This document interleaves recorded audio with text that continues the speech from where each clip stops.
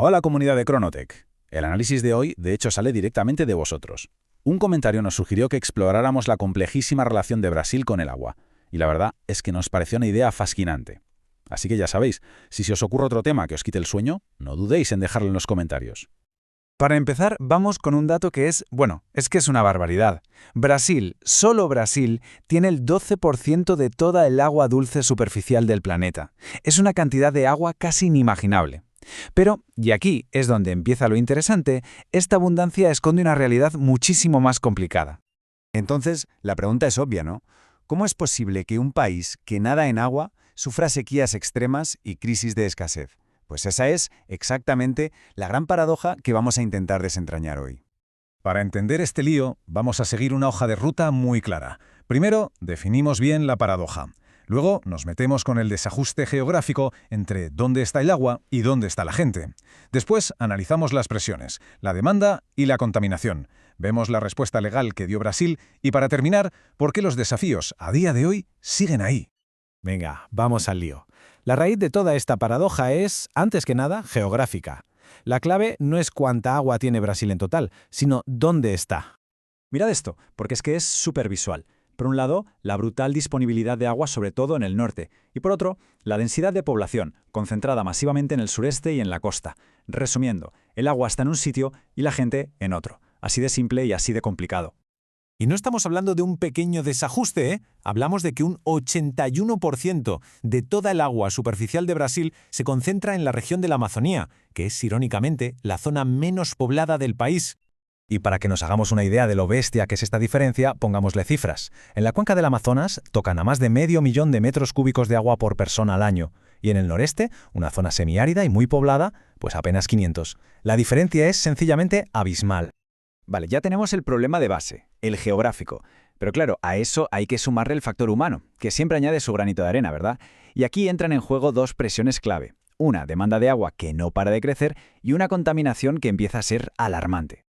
Si nos preguntamos a dónde va a parar todo ese agua, la respuesta es abrumadora. Fijaos en el gráfico. El 72%, o sea, casi 3 de cada 4 litros, se lo lleva la agricultura a través del riego. El resto se reparte entre las ciudades, la industria y la ganadería. Y la razón es bastante clara. La superficie dedicada al regadío en Brasil ha crecido de forma exponencial desde los años 70. Es una curva casi vertical. Esta expansión de la agricultura es la que está tirando de casi toda la demanda de agua del país. El segundo gran factor de presión es la contaminación. Y lógicamente la carga de contaminación se concentra justo alrededor de los grandes núcleos urbanos e industriales. O sea, precisamente en las zonas donde el agua ya de por sí es más escasa. Los principales culpables de que el agua esté cada vez peor son tres, básicamente. Las aguas residuales de las ciudades, los vertidos de las fábricas y todo lo que arrastra la agricultura, como fertilizantes y pesticidas que al final acaban en los ríos. Y aquí llegamos a un dato que de verdad duele. De toda el agua residual que se recoge en las ciudades, solo un 34% recibe tratamiento. Pensadlo bien. El resto, 2/3 de esas aguas, se vierten a los ríos prácticamente sin tratar. Bueno, ante este panorama tan complicado de desequilibrio, demanda y contaminación, Brasil no se quedó de brazos cruzados. A finales de los 90, el país decidió ponerse las pilas y puso en marcha una de las legislaciones de aguas más modernas y completas del mundo. Históricamente, el agua allí se gestionaba para dos cosas: generar electricidad en las presas y, para intentar aliviar las sequías. Pero la Ley Federal de Aguas de 1997 cambió las reglas del juego por completo. Estableció un nuevo paradigma, una forma de gestión integrada.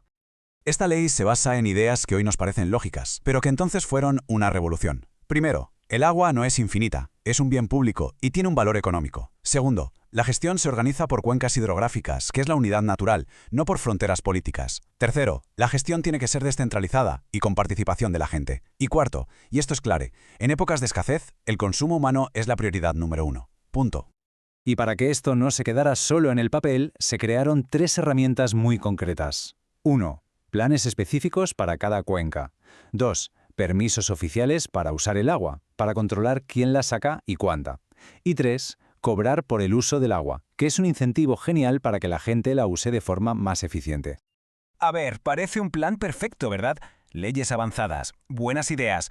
Pero claro, del papel a la realidad siempre hay un trecho. Y la verdad es que garantizar la seguridad del agua en Brasil sigue siendo una batalla constante y un desafío enorme. Y es que Brasil es una tierra de extremos. Fijaos en los datos de un solo año, 2012.